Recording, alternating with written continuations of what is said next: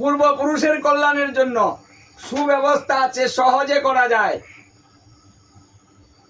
দেখুন ভাগবতে বারম্বে বলছে যে এমনও কিছু পাপ আছে যে পাপ শত শত শ্রাদ্ধ করিলেও কিছু হয় না, মুক্তি হয় না, গয়াতে পিণ্ড দিলেও মুক্ত হয় না।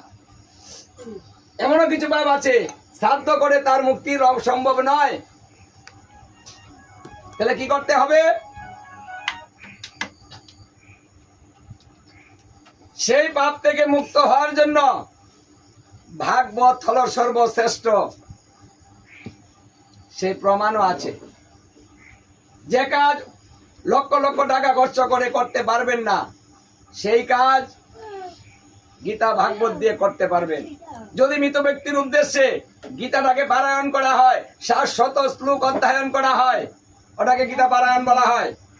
অথবা যদি না পারেন তাহলে আপনি গ্রন্থ স্বাধ্যায় করতে পারেন, একটা করে অধ্যায়।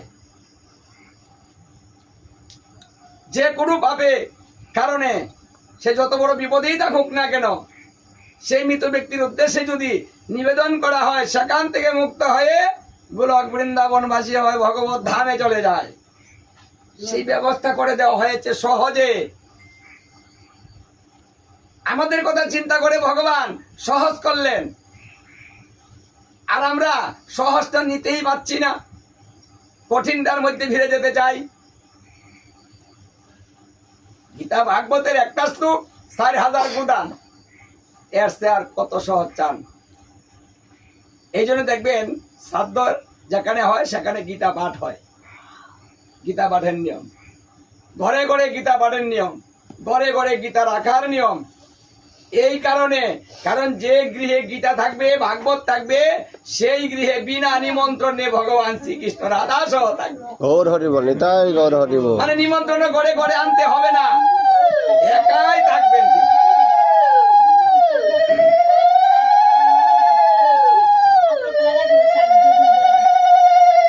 কারণ এটা তিনি কথা দিয়েছেন, গীতাতেও তিনি বলেছেন, ভাগবতেও তিনি এই কথাটা বলেছেন।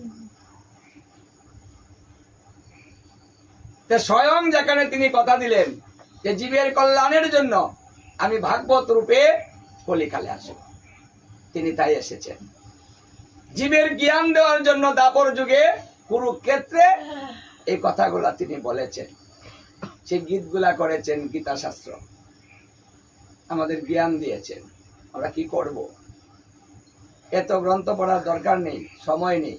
তাই ভগবান স্বয়ং যে কথাগুলা বলেছেন সেগুলা দেখুন। ভাগবত হলো স্বয়ং চরণ থেকে মস্তক পর্যন্ত তার অঙ্গ প্রত্যঙ্গ। তাই ভাগবত হচ্ছে ভক্তি, কলিকালের ধর্মটাই হচ্ছে ভক্তি।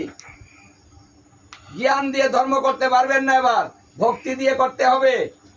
জ্ঞান অর্জন করতে সময় লাগে, শ্রম দিতে হয়, আর ভক্তি শ্রদ্ধা থেকেই হয়। শ্রদ্ধা বাড়ান। এক ভক্তির দ্বারাতে কোনো মন্ত্র লাগে না, ক্রিয়া লাগে না, বিধি লাগে না, কিচ্ছু লাগে না। এক ভক্তির দ্বারাতে সমস্ত কিছু সম্ভব। সকলের চিন্তা করে সুব্যবস্থা করে দিলেন। তাই যে কোনো কার্য করবেন তার মধ্যে শুধু ভক্তি নিবেদন করুন, মন্ত্র নিবেদন করতে হবে না। আর কি চান? এমন সুন্দর সুব্যবস্থা করে দিয়েছেন। তাই যে গৃহে গীতা ভাগবত অধ্যয়ন হয় সেই গৃহে যম প্রবেশ করতে পারে না, দূত প্রবেশ করতে পারে না। এর এত পাওয়ার।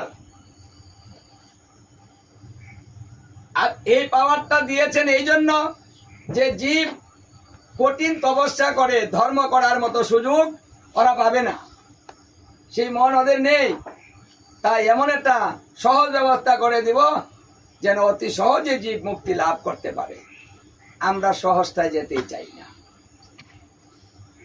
মানে মুক্তি সহজে হয়, কিন্তু আমরা সহজে মুক্তিটা পেতে চাই না, কঠিনে চলে যাই, ফিরে যাই ভিজনে। আমাদের পিছনে তাকানো তো দরকার নেই। যারা বারবার পিছনে তাকায় তারা পিছু পড়ে যায়, আর যারা পিছনে তাকায় না অনেক দূর চলে যায়। একসাথে দুজন ব্যক্তি হেঁটে যান তো, হাঁটতে থাকেন একসাথে, আর মাঝে মাঝে পিছনে তাকান, দেখেন তো কে আগে যায় কে পিছে যায়, পরীক্ষা করে দেখেন তো। ঠিক, এগুলো তো আমাদের পরীক্ষিত। কি বারবার দেখলে পিছে পড়ে যায় না? আমরা বলি না, আরে ও গেল গা, আমি পিছনে তাকাই ওর জন্য। তাকাইতে তাকাইতে ও কই সোজা কোথায় চলে গেল, হ্যাঁ সামনে চলে যাচ্ছে সে, দৌড়ে গিয়ে তার সাথে আমি একত্র হব, দৌড় দিই তখন। তাহলে এখানে তো বুঝতে পারি যে পিছনে তাকাতে নেই, পিছের কথা শুনতে নেই। নিচের বিবেক আছে, চিত্ত গুরু আছে, তার সঙ্গে বুঝুন, ভালো মন্দ বিচার করুন। প্রত্যেকটা মানুষের চিত্ত গুরু আছে, চিত্ত হলো বিবেক, ভালো মন্দ বিচার করার। সেই বিবেকটা কাজে লাগান। আর কত পরাধীন হয়ে থাকবেন, নিজের বিবেক জাগ্রত করুন, চিন্তা করুন ভালো মন্দ আসলে কোনটা ভালো, সে ভালো কাজটা করুন, অল্প করুন। বলে যান যে আমার মৃত্যুর পরে এই কাজ করবা, ওটা করবা না। এখন নিজে বলতে হবে সবকিছু, নাহলে মানবে না। ওই যে আমাদের ওখানে একজন মৃত্যুবরণ করেছে, সমাজের এইসব ভাব দেখে মৃত্যুর পূর্বেই বাড়ির সবাইকে বলেছে যে শোনো, আমি মারা গেলে আমার কিন্তু কাজ এইভাবে এইভাবে করিও। আমি বলে গেলাম আমার ইচ্ছা পূর্ণ করে তোমরা, সুব্যবস্থা সমাজ করতে দিবে না, কিন্তু বাড়ির মানুষ বলছে না, সবার সামনে বলে গিয়েছে এই কাজটা এইভাবে করতে হবে। এখন মৃত ব্যক্তির ইচ্ছাটা আমরা পূর্ণ করবো না? দেখেন, তারপরে সমাজ জোর করে মেনেছে। আচ্ছা বলেই যখন গেল আর কি করা যাবে, হ্যাঁ পরে করেছে, তার শ্রাদ্ধ হয়েছে। এখন এই শ্রাবণ মাসের 7 তারিখ আবার তার বাৎসরিক শ্রাদ্ধ, 1 বছর হয়ে যাচ্ছে। এখনো এই বিধানেই করব, যে ওটা যখন করেছি এটাও এই বিধানেই হোক, তার ইচ্ছা আমরা যথাযথভাবে পালন করে যাব, অন্যটা আর করবো না। উপায় নেই, যার জ্ঞান আছে জ্ঞান খাটিয়ে ভালো কথাটা বলে যান, সমাজকে বাড়িতে বলে যান, সমাজ পরিবর্তন করেন। আমরা ঠকতে চাই না সমাজকে নিয়ে। শিখি কে ঠকাচ্ছে, তাদেরকে চেনুন। আপনার মাথায় কাঁঠাল ভেঙে কে খেয়েছে খুঁজে দেখুন, চিহ্নিত করুন ওদেরকে, আর ঠকবো না। তাই আমাদের আন্দোলন করতে হবে সমাজে। আবার এটা একটা আন্দোলন, কিন্তু এটা যুদ্ধ। এই যুদ্ধটা করতে হবে আমাদের। যদি মনে করেন যারা যুদ্ধ করবেন না, সমাজ পরিবর্তন হবে না, কথা বলতে হবে এখন। আর কত লুকিয়ে রাখা যায় বলুন? কেউ না কেউ তো বলবে এই কথাগুলা,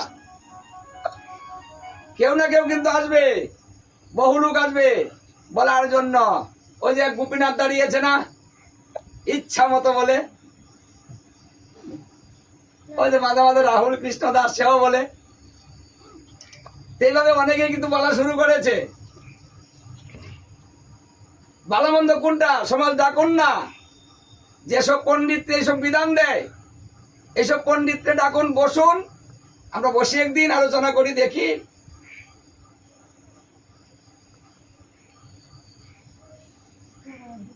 বসবেন না, আপনারা বসবেন না। বারবার বলতেছি বসি আলোচনা করি। যার যার ইচ্ছা মতো বিধান দিচ্ছেন, যার যার ইচ্ছা মতো কাজ করছেন, কিন্তু বসার মধ্যে খবর নাই। আসেন বসি, বৈশা কথা বলি, যারা ভালো এটা আমরাও মানবো, সমস্যা কি?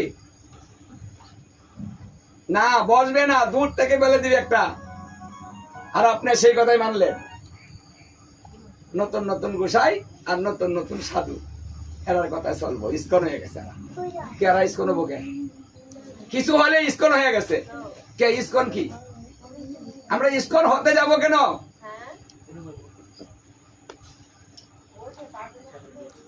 আমাদের